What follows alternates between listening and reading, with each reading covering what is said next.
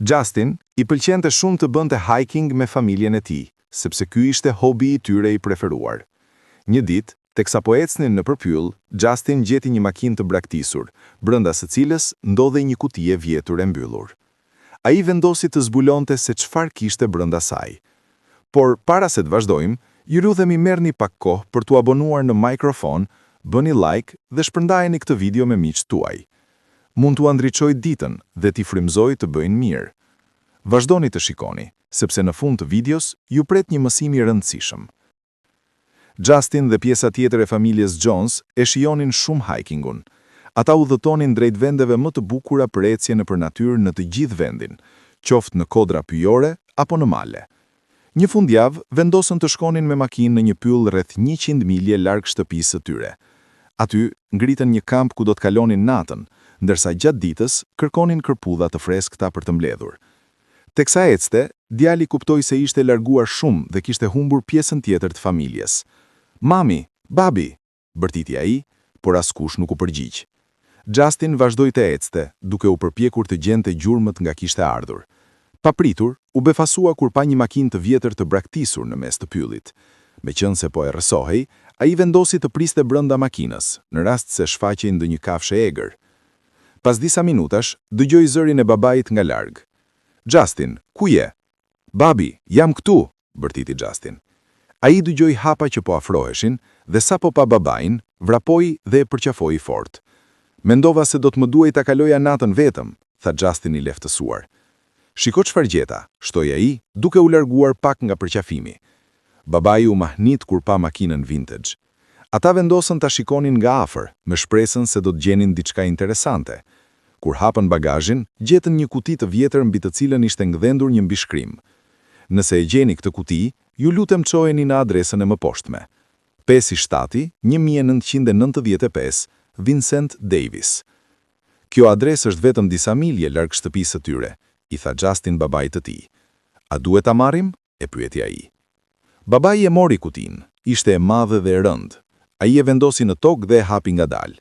Ajo që pan ishte e pabesueshme. Kishte disa shufra ari, fotografi të njerëzve me uniforma ushtarake, bizhuteri dhe disa medalje ushtarake. "Kjo vlen shumë para, jam I habitur që askush nuk e ka gjetur deri tani", tha babari Justinit. "Le ta çojmë në kamp", shtoi ai, duke udhëhequr Justinin drejt vendit ku ishte edhe nëna. Kur arritën në kamp, Justin ja tregoi nënës atë që kishin gjetur. "Çfarë mendon të bëjmë me të?" pyeti ajo. Pa menduar gjatë, djali u përgjigj. "Duhet ta çojmë në adresën që është shkruar, sigurisht që dikush e kërkon." Prindrit buzëqeshën të dy. "Punë e mirë, jemi krenar për ty që zgjodhe të bëje gjën e duhur", tha nëna e tij. Të nesërmen, pasi përfunduan udhëtimin e tyre të kempingut, u nisën drejt adresës së shkruar. Kur babai I Justinit trokiti në derë, një grua rreth të 60-tave doli jashtë. "Si mund t'ju ndihmoj?" pyeti ajo. "Përshëndetje zonja, si quheni?" pyeti Justin. "Quhem Linda Davis", u përgjigj ajo. Pasi konfirmuan mbiemrin e saj, babai I Justinit ja tregoi kutinë. Ajo u trondit dhe mbeti pa frym. "O Zot, më në fund", tha ajo me zë të dridhur, me lot në sy. "Burri im zbuloi se gjyshi I tij kishte lënë një trashëgimi rreth 25 vjete më parë. Gjyshi e kishte fshehur në pyll që babai të burrit tim mos ja vidhte", filloi të shpjegonte ajo. "Burri im shkoi ta kërkonte, por nuk u kthye kurrë. Trupin e tij gjetëm pranë autostradës, të ngrirur. U përpoqëm ta gjenim makinën, por askush nuk e gjeti në pyjet e përreth. Është një mrekulli që ju e gjetët", tha Linda, duke fshirë lotët. "Autoritetet thanë se ka shumë mundësi që makina e tij të jetë prishur dhe ai të jetë shkuar të kërkojë ndihmë. Ai u humb dhe nuk arriti kurrë ta gjej", ashtoi ajo. Linda nuk e interesonte as pak ari brenda kutisë. Ajo shtrëngoi fotografitë e burrit të saj pranë gjoksit, pushtuar nga mallëngjimi. "Më mungon shumë Jack", mendoi ajo me vete. Familja e Justinit I dha pak kohë asaj për të parë përmbajtjen e kutisë. Pas pak, ajo ngriti kokën dhe tha: "Ne nuk kemi pasur kurrë fëmijë dhe unë nuk kam për çfarë t'i shpenzoj parat. Nuk kam nevojë për arin. Ju lutem, mbajeni ju. Dua vetëm medaljet, fotografitë dhe bizhuterinë, sepse janë trashëgimi familjare e burrit tim." "Oh, jo, nuk mund ta marrim arin, zonja. Kjo është juaja", tha babai I Justinit, duke refuzuar. "Ju lutem, insistoj. Përdoreni për diçka të mirë", tha Linda, duke e shtyr kutinë. Edhe pse Justin dhe prindrit e tij u përpoqën disa herë të refuzonin, Linda nuk pranoi jo si përgjithje. Kështu, u larguan me kutinë e arit. Kur u kthyen pe makina, Justin e pyeti babain.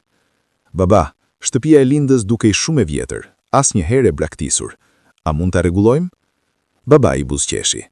Sigurisht që mundemi. Do ta shesim arin dhe do t'ja rregullojmë shtëpinë. Çfarë do të mbetet, do ta dhurojmë për bamirësi.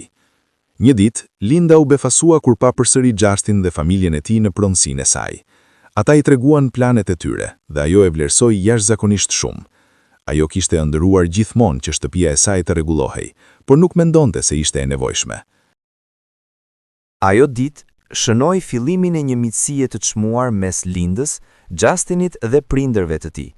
Ata filluan ta vizitonin shpesh Lindën, jo vetëm për t'u siguruar që ishte mirë, por edhe sepse ajo tashmë ishte bërë pjesë e jetës së tyre. Linda gatuante me entuziazëm recetat e saj të preferuara, ushqime që nuk i kishte përgatitur prej shumë vitesh, sepse nuk kishte pasur me këtë ndante. Shtëpia e saj, që dikur dukej e ftohtë dhe e heshtur, tani mbushej me zëra, të qeshura dhe jetë. Me kalimin e javëve, shtëpia e Lindës filloi të ndryshonte. Muret u riparuan, çatia u rregullua dhe oborri u pastrua. Çdo ndryshim i vogël e bënte Lindën të buzëqeshte gjithnjë e më shumë. Për herë të parë pas shumë vitesh, ajo ndjente se dikush kujdesej për të dhe se nuk ishte më vetëm. Justin e vizitonte shpesh dhe dëgjonte me vëmendje teksa ajo tregonte histori për burrin e saj, Jackun.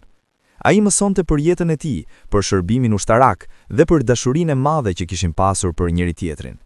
Justin e kuptoi se thesari i vërtet nuk kishte qenë ari, por historitë, kujtimet dhe lidhja njerëzore që u krijua mes tyre. Gjatë festave, familja e Justinit nuk e linte më Lindën vetëm. Ata e ftonin gjithmonë në shtëpinë e tyre, ku ajo ulej në tryezë si një antare e familjes. Për Lindën, këto momente kishin më shumë vlerë se çdo pasuri materiale.